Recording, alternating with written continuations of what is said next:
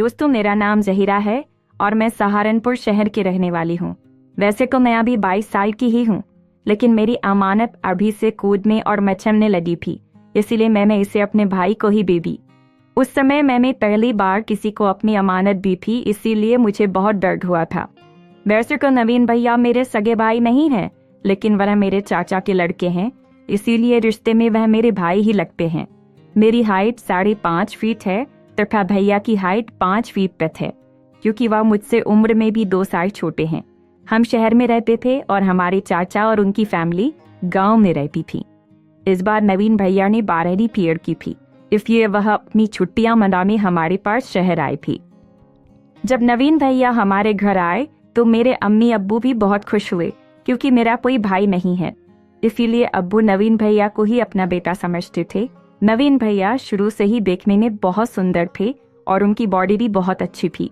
भैया जब हमारे घर आए थे तो उस दिन मैंने जीन्स और टॉप पहन रखा था, जिसकी फिटिंग बहुत ही टाइट थी, इसलिए भैया मुझे देखते ही रह गए। उस दिन हम सभी ने बहुत बातें की तथा अम्मी ने घर में बिरयानी भी बनाई थी। सभी लोग नवीन भैया को लेकर बहुत खुश थे। रात को नवीन भैया अम्मी अब्बू के साथ ही सो गए। मैंने सोचा था कि शायद वह मेरे कमरे में सोएंगे, लेकिन अम्मी अब्बू ने उन्हें अपने पास सुला लिया। सुबह भैया लेट ही उठे थे। जब तक भैया उठे अब्बू बैंक जा चुके थे और अम्मी हमारे लिए खाना बना रही थी। मैं भैया के कमरे में चाय देने चली गई। आज मैं सुबह ही नहा धोकर तैयार हो गई थी और मेकअप करके फिटिंग वाला सूट सलवार पहन लिया था। मेरे सुबह सुबह दर्शन करके भैया खुश हो गए। उन्होंने हंसते हुए कहा, दीदी आज तो आप बहुत खूबसूरत लग रही हो, किसके लिए घर में तुम ही तो आए हो? भैया मुस्कुराकर बोले, भला मेरे लिए इतनी सजने संवरने की क्या जरूरत है? मैं कौन सा तुम्हारा शौहर हूँ? मैंने हंसते हुए कहा, भैया आप तो बुद्ध के बुद्ध ही रहोगे। फिर मैंने उन्हें चाय दी और वहां से चली गई। 2 घंटे बाद अम्मी ने खाना टेबल पर लगा दिया और खुद पड़ोस वाली आंटी के यहाँ चली गई। थोड़ी देर बाद भैया भी नहाकर खाना खाने आ गए। मैं डाइनिंग टेबल पर उनका इंतजार कर रही थी। मैंने जानबूझकर चुन्नी नहीं ली थी ताकि भैया को मेरा ध्यान आकर्षित कर सके। भैया ने सबसे पहले मुझे देखा और फिर मैंने उन्हें आंख मार दी। भैया हंसकर बोले, दीदी ऐसे मत मारो, लग जाएगी। इसके बाद हम दोनों हर्ष में लगे। भैया खाना खा रहे थे और मैं उन्हें देख रही थी। मैंने उनसे पूछा, भैया दूध पियोगे क्या? भैया ने चारों ओर देखा और बोले, पी लूंगा, लेकिन यहाँ कहाँ है? मैंने मुस्कुराते हुए कहा, मैं उस वाले दूध की बात नहीं कर रही हूँ। भैया ने मुझे थोड़ा डांटते हुए कहा, दीदी आप बहुत बिगड़ गई हैं, भला कोई अपने भाई से ऐसी बात करता है क्या? मैंने हंसते हुए कहा, भैया आपको तो पता है कि हमारी मौसी ने अपने चाचा के लड़के से शादी की थी और आपके मामा ने भी तो अपनी चाची से शादी की थी। और फिर मैं भैया से रिक्वेस्ट करने लगी कि प्लीज भैया मान जाओ ना, इतना भी क्या तरस आ रहे हैं? हम कौन सा किसी को मार रहे हैं जो हमें पाप लगेगा? हम तो बस थोड़ा सा एंजॉय करना चाहते हैं और मैं आपको भी बहुत मजे करवाऊंगी, बस आप एक बार हाँ तो करो। उस दिन मैंने भैया को बहुत मनाया, लेकिन भैया राजी नहीं हुए। खाना खाने के बाद हम सो गए और दोपहर के बाद अम्मी जान भी वापस आ गईं। शाम को हम तीनों, अम्मी जान और नवीन भैया, शहर में घूमने के लिए चले गए। हम शहर के सेंट्रल पार्क और खाना खाने के लिए होटल में भी गए थे। शाम को अब्बू जान भी बाहर से खाना खाकर आ गए और थके होने के कारण सभी टाइम से ही सो गए थे। आज मैंने अब्बू जान और अम्मी से जिद करके भैया को मेरे कमरे में सुला लिया था। रात को हमने लगभग 12 बजे तक बातें की। मैंने भैया से पूछ भी लिया था कि भैया अगर आपकी कोई सेटिंग है तो भी मुझे बता दो। तो भैया बोले, नहीं दीदी ऐसी बात नहीं है, आप समझने की कोशिश नहीं कर रही हैं। दरअसल मैं भी आपको उतना ही पसंद करता हूँ जितना आप मुझे करती हैं, लेकिन बीबी मुझे ताया जी अपने बेटे के समान समझते हैं। अगर मैंने आपके साथ दोस्ती करी तो ताया जी को अच्छा नहीं लगेगा। तभी मैं बोली, अरे भैया हम अब्बू जान को थोड़ी बताएंगे, हम तो बस थोड़ा सा एंजॉय करना चाहते हैं। तभी भैया बोले, नहीं दीदी यह तो फिर उनके साथ धोखा होगा। फिर मैंने भैया को तिरछी नजरों से देखते हुए कहा, चलो कोई बात नहीं, अगर आपको मजे नहीं लौटने तो फिर रहने देते हैं। तभी भैया बोले, नहीं दीदी आप तो बुरा मान दें, मेरा भी दूध पीने का मन करता है। तो मैंने कहा, फिर पी लिया करो ना, इतना डरते क्यों हो? उस रात से भैया मेरे साथ काफ़ी फ्रैंक हो गए थे। उस रात हम दोनों ने मिलकर आपस में बहुत सारी ऐसी वैसी बातें की। हम हंस खेल कर बस सोने ही वाले थे कि तभी मुझे अम्मी जान के कमरे से थोड़ी थोड़ी आवाज़ सुनाई दी। तभी मैंने भैया से कहा, चलो भैया देख कर आते हैं, कहीं वह फिर से झगड़ा तो नहीं करने लगे। तभी भैया ने पूछा, कैसा झगड़ा? तो मैंने कहा, कभी कभार अब्बू जान पी कर आ जाते हैं तो अम्मी उन्हें फिर बहुत डांट रही थी। तभी भैया बोले, नहीं दीदी आपका वहम है, कोई आवाज़ नहीं आ रही। लेकिन तभी अम्मी जान की चीख सुनाई दी।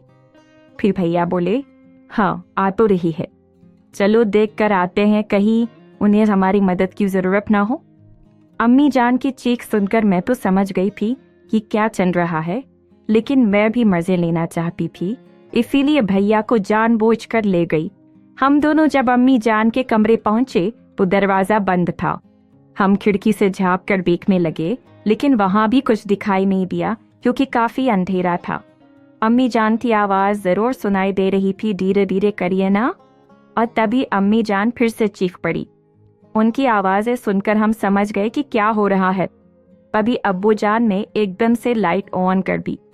अंदर का दृश्य देखकर तो हमारी सांसें ही रुक गईं। भैया तो वहीं से जाने लगे, लेकिन मैंने उन्हें हाथ पकड़कर रोक लिया। अम्मी जान अब्बू से कह रही थीं, अभी तो 5 मिनट हुए हैं और आप अभी से थक गए। इसके बाद हम दोनों मुस्कुराते हुए अपने कमरे में चले गए। अंदर जाते ही नवीन भैया बोले, आप तो बड़ी ही चालू चीज़ हो दीदी। मैंने कहा, इसमें चालू वाली कौन सी बात है? ये सब हुआ तभी तो हम हुए, बस फ़र्क इतना है कि मैं इन सभी चीज़ों को एंजॉय करती हूँ और यह कोई गलत काम पर नहीं है। तभी भैया शर्माते हुए बोले, बीबी मुझे भी भूख लग रही है, थोड़ा दूध पीने को मिल जाएगा। तभी मैंने भैया की टांग खींचते हुए कहा, अच्छा तो अब तुम्हें दूध भी पीना है? अरे पागल, मैं रिश्ते में तुम्हारे दीदी लगती हूँ और तुम अपनी दीदी से इस तरह की बातें कर रहे हो। मेरा इतना मजाक करते ही नवीन भैया तो पानी पानी हो गए, लेकिन फिर मैं जोर जोर से हंसने लगी। नवीन भैया बोले, बस भी करो दीदी, आज तो हमेशा मुझे डराती रहती हो। मैं बोली, अच्छा यार लो पी लो दूध, या कोई शुरू मूड निकलवाना पड़ेगा। एक दिन भैया बहुत उदास और शर्मिंदा थे, इसलिए वह दूध नहीं पी रहे थे। मुझे लगा कि अब मुझे ही कुछ करना पड़ेगा। मैंने अपने हाथों से भैया को दूध पिलाना शुरू किया। तभी मुझे समझ आया कि भैया कितने भूखे थे। वह आधे घंटे तक लगातार दूध पीते रहे। भैया को दूध पीते देख मेरी खुशी का तो कोई ठिकाना ही नहीं था। सच बताऊं, मेरी तो मोटर का पानी ही निकल गया था। आधे घंटे बाद भैया बोले, बस बीबी अब मुझसे और नहीं पिया जाएगा। वास्तव में आज दूध पीकर बहुत मज़ा आ गया। मैंने पहली बार ऐसा मीठा दूध पिया है। तब मैंने कहा, इसलिए तो मैं कह रही थी भैया, अगर आप अपनी दीदी का फ़ायदा उठाना चाहते हो तो उठा लिया करो, वरना ऐसी दीदी हर किसी को मैंने नहीं पी। फिर मैंने भैया से कहा, अच्छा अब मुझे घोड़े की सवारी कराओ। भैया बोले, दीदी सवारी तो मैं आपको करवा दूंगा, लेकिन मुझे डर लग रहा है कि कहीं 9 महीने बाद आपकी सूनी गोद न भर जाए। भैया की ऐसी बात सुनकर मैं एकदम उदास हो गई। मैंने कहा, भैया आप तो बहुत डरपोक हो, कुछ नहीं होगा, जो होगा बाद में देख लेंगे। आज मेरा घुड़सवारी करने का बहुत मन था। मैंने अपने भैया को बहुत मनाया, लेकिन वो नहीं माने। उन्होंने कहा, नहीं दीदी कहीं कुछ गलत हो गया तो संभाल नहीं पाएंगे। काफ़ी देर सोचने के बाद मैंने भैया से कहा, चलो मैं अम्मी के कमरे से जाकर गुब्बारा ले आती हूँ, उसके बाद तो करवा दोगे ना? मेरे यह सुनते ही भैया और भी डर गए। उन्होंने कहा, पागल हो गई हो इतनी रात को ताया जी के कमरे से, तुम्हें भी कोई भी डर नहीं रखता। मैं जाने ही वाली थी कि भैया ने मेरा हाथ पकड़कर रोक लिया और बोले, नहीं बीबी, हम कल बाजार से ले आएंगे। अगर ताया जी जाग गए तो और भी बड़ी समस्या खड़ी हो जाएगी। आज और रुक जाओ।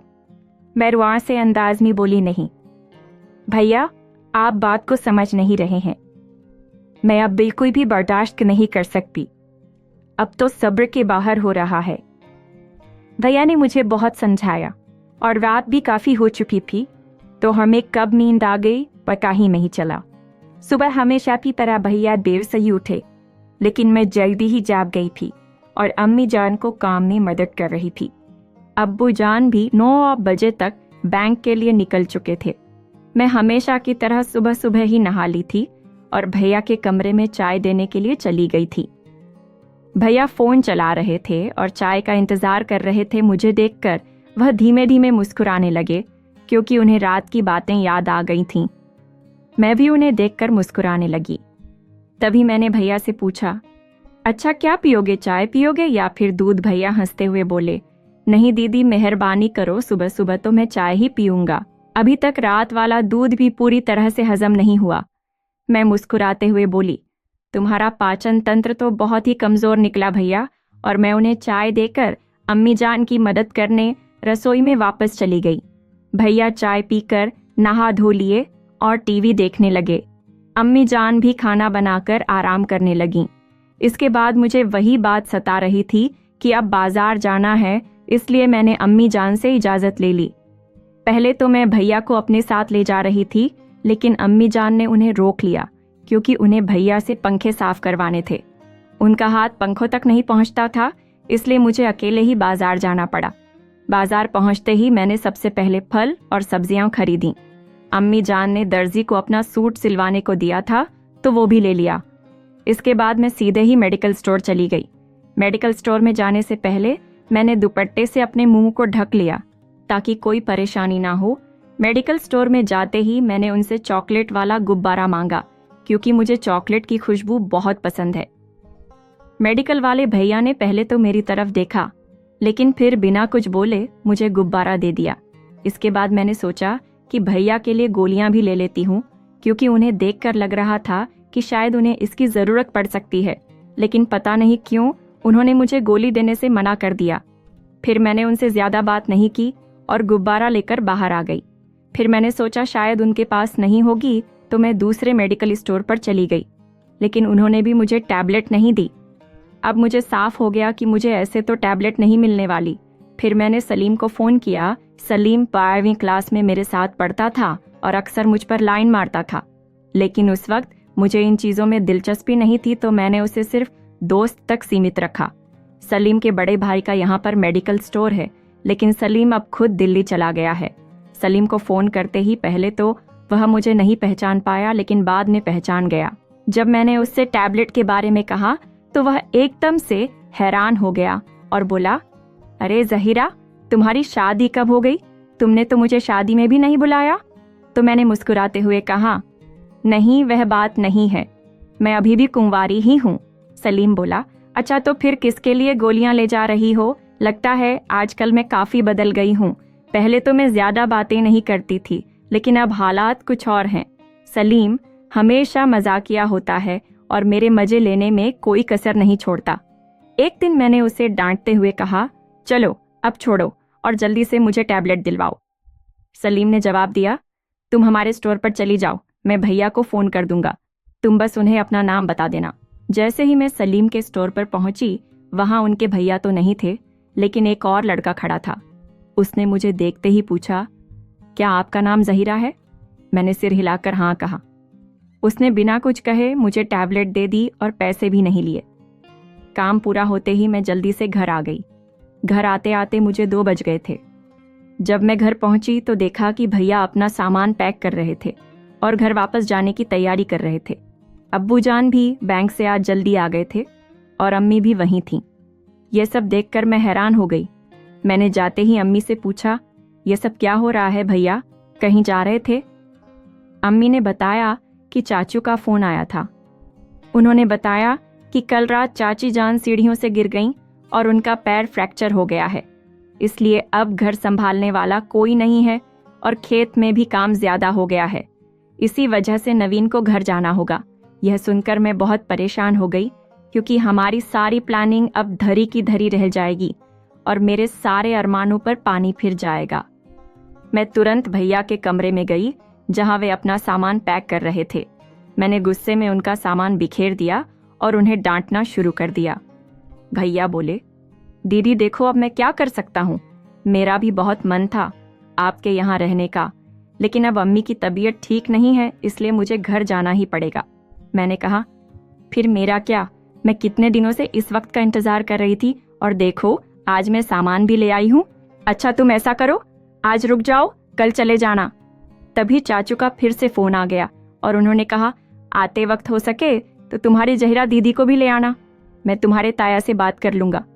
अगर जहिरा की पढ़ाई नहीं चल रही है तो वह 4-5 दिन घर का काम संभालने में हमारी मदद कर देगी, इसलिए एक बार तुम जहिरा से पूछ लेना। फोन स्पीकर पर था और चाचू के मुंह से ऐसी बातें सुनकर मेरी खुशी का कोई ठिकाना नहीं रहा। इसके बाद मैं सीधे बाहर आई और अब्बू को बताया। उन्होंने मुझे मना नहीं किया और फिर मैं भैया के साथ गांव जाने के लिए तैयार हो गई। अब्बू जान हमें रेलवे स्टेशन पर छोड़ आए।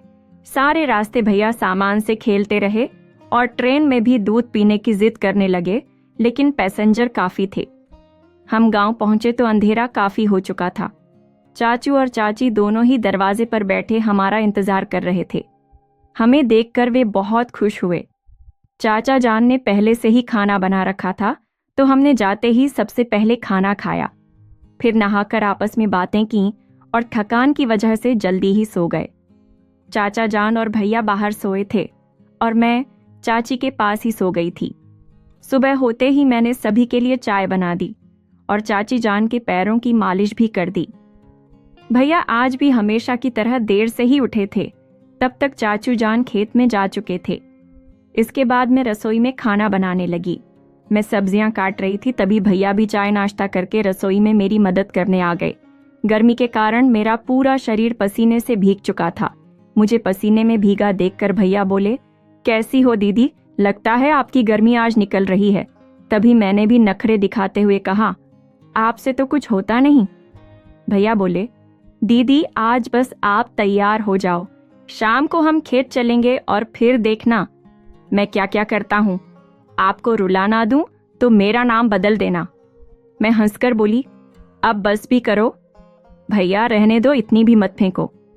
लेकिन अंदर ही अंदर मैं खुश हो रही थी और अब शाम होने का इंतजार करने लगी थी। मैंने जल्दी से खाना बना लिया और चाची जान को खिला दिया। भैया के लिए भी टेबल पर खाना लगा दिया और हमने मिलकर खा लिया। दोपहर तक चाचा जान भी खेत से आ चुके थे, तो जब तक वह नहा कर आए मैंने उन्हें भी खाना लगा दिया। इसके बाद मैं नहा धोकर तैयार होने उन्हें भी खाना लगा दिया। इसके बाद मैं नहा धोकर तैयार होने लगी। मैंने लाल रंग का सूट पहना, थोड़ा मेकअप किया और परफ्यूम भी लगा लिया। आज मैंने जूड़ा बना लिया ताकि बाल खराब ना हो। दोपहर में हम सभी सो गए। करीब 4 बजे मौसम ठंडा हो गया था, इसलिए मैंने चाय बना ली। सभी ने चाय पी ली और तभी चाचा जान खेत में जाने लगे, क्योंकि गन्ने की फसल पक चुकी थी और खेत में कोई आवारा जानवर ना घुस जाए, इसलिए निगरानी के लिए जाना पड़ता था। लेकिन आज भैया ने चाचा से पहले ही कह दिया कि अब्बू आज मैं और दीदी खेत में जाएंगे, इसी बहाने हम थोड़ा घूम आएंगे। दीदी भी 2-3 दिनों से घर में ही है। चाचू मान गए। भैया ने बाइक निकाली और हम दोनों खेत चले गए। मैंने पहले से ही गुब्बारा ले लिया था। भैया को चाय के साथ गोली भी दे दी थी। खेत जाते ही भैया मुझे अपने गन्नों के खेतों के बीच ले गए ताकि कोई हमें देख न सके। वहां उन्होंने कुछ गन्नों को काटकर जगह साफ कर ली और एक चारपाई ले आए। शाम का मौसम था और ठंडी हवाएं चल रही थीं। आज पहली बार मुझे घबराहट महसूस हो रही थी। तभी भैया बोले, दीदी जल्दी से झुको, पता नहीं आज मुझे क्या हो गया है। ऐसा लग रहा है जैसे अगर आज मुझे दवाई नहीं मिली तो मैं मर जाऊंगा। इसके बाद भैया ने खेत में ही मुझे गन्ने का रस पिलाया। वैसे मैं नहीं पीना चाहती थी, लेकिन भैया ने जबरदस्ती पिला दिया। आधे घंटे तक मैंने गन्ने का स्वाद लिया। मेरी आंखों से पानी बहने लगा, लेकिन फिर भी मैं मुस्कुरा रही थी। मेरी बस हो चुकी थी तो मैंने भैया से कह दिया, बस भैया आज के लिए इतना ही, अब मेरा पेट भर गया है। भैया रुक गए और हमने आधे घंटे तक वहीं आराम किया। समय बहुत हो चुका था और अंधेरा भी होने लगा था, तो भैया बोले, चलो दीदी अब हमें घर चलना चाहिए, कहीं अब्बू जान परेशान न हो। लेकिन सच कहूं तो मैं खड़ी भी नहीं हो पा रही थी। इसके बाद भैया ने ही मुझे उठाया और बाइक पर बिठाकर घर ले गए। घर जाकर सबसे पहले हमने नहाया और फिर भैया ने ही खाना बनाया। मैं बस रसोई में बैठी थी क्योंकि मेरी सारी गर्मी आज निकल चुकी थी। भैया मेरा पूरा मजा ले रहे थे और बार बार मुझे छेड़ रहे थे। क्या हुआ दीदी, एक दिन में ही पंचर हो गई। शाम को खाना खाकर मैंने भैया से पेन रिलीफ की गोली मंगवा ली, जिसे खाने के बाद ही मुझे नींद आई। अगले 5-6 दिनों तक मैंने भैया को अपने पास भी नहीं भटकने दिया, लेकिन वह मुझे हर वक्त चिढ़ाते रहते थे, चलो दीदी गन्ने के खेत में चलते हैं, और मैं बस मुस्कुराकर रह जाती। सच बताऊं तो अब हमारा निकाह हो गया है, क्योंकि सच्चाई ज्यादा दिन नहीं छुपती। एक दिन मैंने और भैया ने घर में ही माहौल बना रखा था, और हमारी खराब किस्मत की चाची जान ने हमें देख लिया। इसके बाद चाचू और चाची जान ने हमें खूब डांटा और भैया को तो मार भी लगा दी। फिर उन्होंने मेरे अम्मी अब्बू को गांव बुला लिया।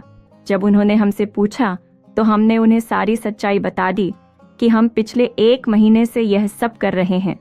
हमने भी उनसे बहुत माफ़ी मांगी और कहा कि हमसे गलती हो गई है, प्लीज़ हमें माफ़ कर दो।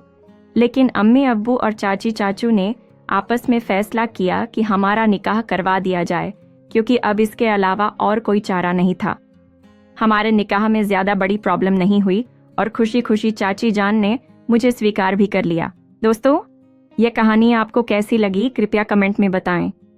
यदि आपने अभी तक हमारे चैनल को सब्सक्राइब नहीं किया है तो कृपया चैनल को सब्सक्राइब करें और बेल आइकन को दबाना न भूलें। धन्यवाद।